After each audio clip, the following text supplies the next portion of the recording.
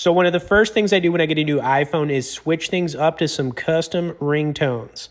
And the easiest way to do this on the 14 series is to use the app GarageBand. Now, GarageBand is free to use and it should come pre-installed, but if it's not, it takes like 10 seconds to download it. Okay, next you want to open it up and search for their audio recorder option. When you do this, you need to tap on the 3-digit icon in the top left-hand corner. And then after that, you need to tap on the little squiggly in the top right.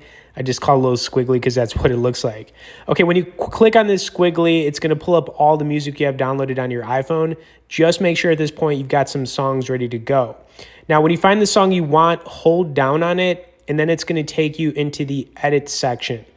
What this means basically is you can cut out some of the song, shorten it, or you could even turn it down if you like.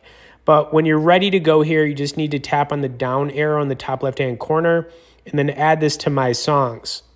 Now, it's going to save it for you. All you got to do is simply hold down and click the share option.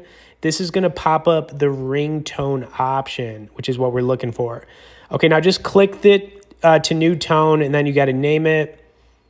And then when it saves, you're just going to go back into your settings to make sure it's good to go. So let's go check it out.